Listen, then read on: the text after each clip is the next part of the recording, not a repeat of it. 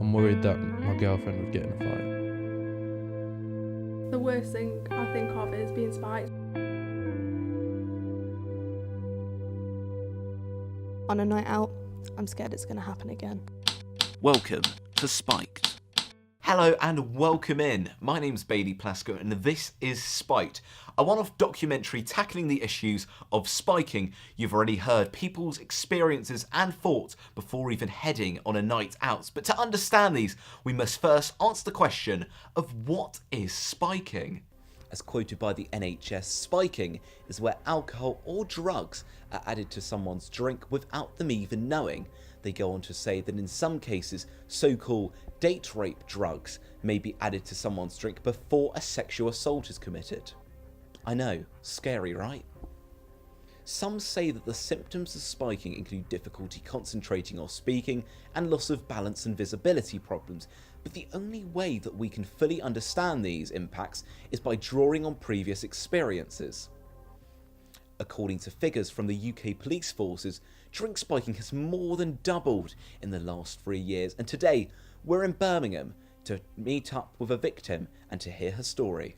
Now, we respect that it's a sensitive issue, but if you don't mind, could you talk us through what exactly happened on the night that you were spiked? I went out with my friends. I was going to meet my boyfriend, who wasn't my boyfriend at the time. We met like twice.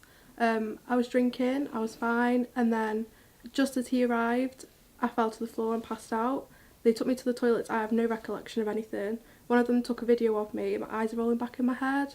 I don't remember anything after that. I remember waking up at my friend's flat on the bathroom floor, throwing up everywhere, covered in sick. Don't remember anything. I was passed out for about 6 hours.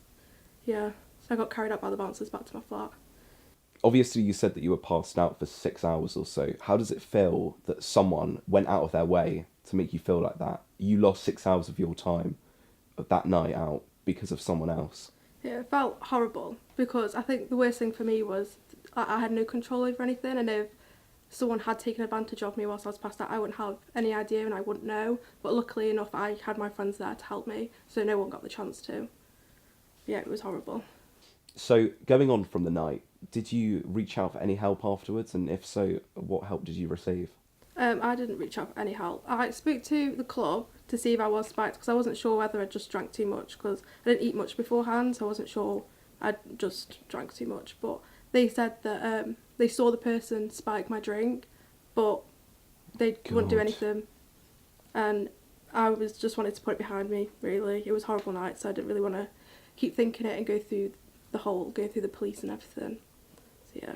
Okay, you said you didn't go to the police or anything like that, and you said that the club had found the person that had supposedly spiked your drink. Yeah. Did they do anything to try and track him down, or was he just left No, in the open? They said that they'd never seen the person before, because it's quite like, in Stoke, you know everyone, really, and they'd never seen this person before, so they were like, oh, it's a one-off. They didn't see them spike anyone else's drink. I think if they'd have done it to several people, they would have taken action, but because it was just me, they were just like, oh, it's just bad luck. But yeah, they didn't do that much. And obviously you go out a lot, don't you, in Stoke? Yeah. So I guess the question is, how does it feel knowing that the person that spiked you that night is still out there somewhere? Oh, it's horrible. I really hope that someone does take action. I wish I'd have done, but I was just so scared at the time. So yeah, it's horrible going out thinking that it could happen again, so I'm always really careful with my drinks. I mean, I was careful that night. It was just, as I was doing a Jaeger bomb, he chucked it in as I was shotting it. And yeah. So, obviously you've been spiked, you've seen the effects, you've seen the impacts, and you made the decision at the time not to take any action. Yeah. To anyone else that's potentially going to be spiked, what advice do you offer to them? Always cover your drink. And my mistake was closing my eyes as I went to go shut my glass, and I was on my own at the bar, so no one actually saw this person spike my drink, and I think if my friends had seen it.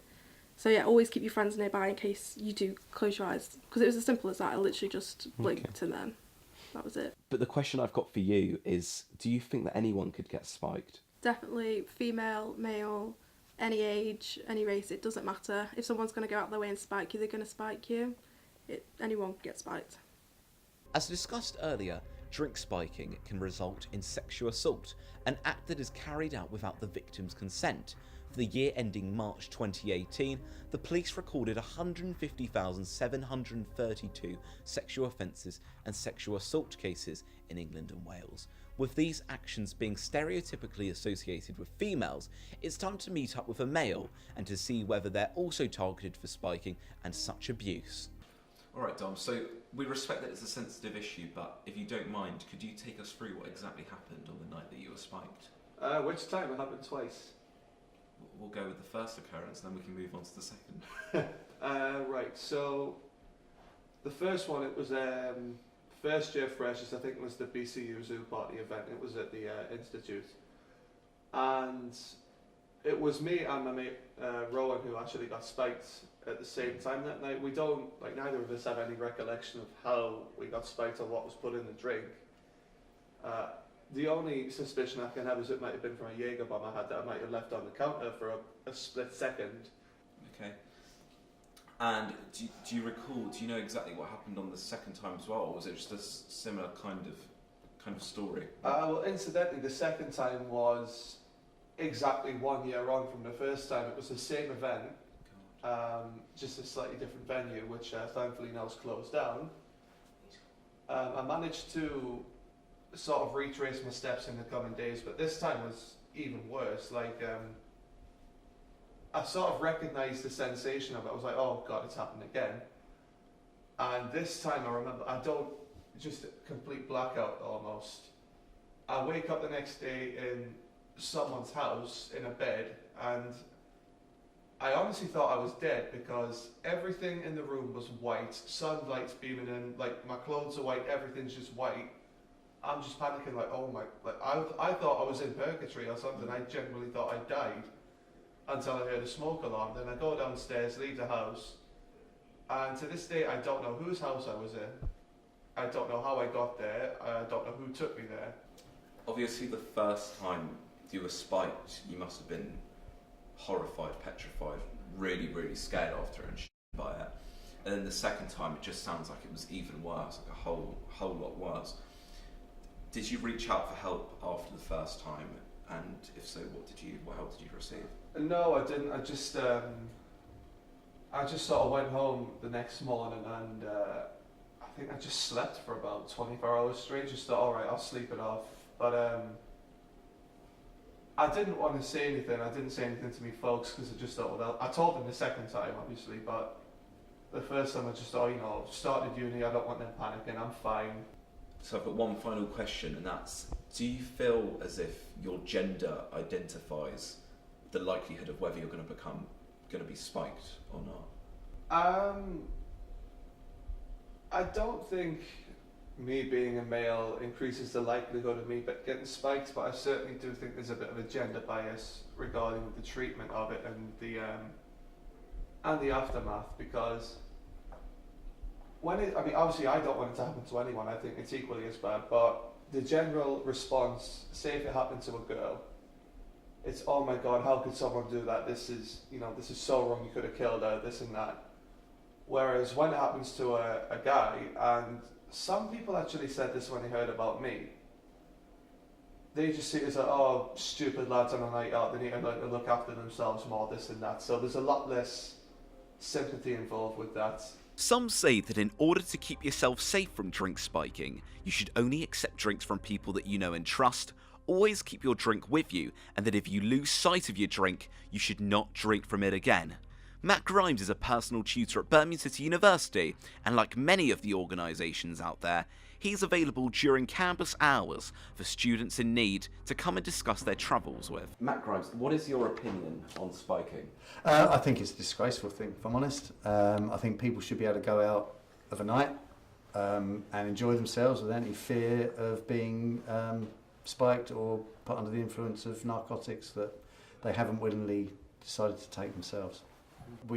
I would suggest we have a sensible set of procedures where we would try and establish some facts of what went on, and then we would refer them to ask our university counselling service if they felt they needed counselling, or at least to go and speak to someone who is professionally trained in dealing with those types of incidences. I would hope they would have reported this to the police.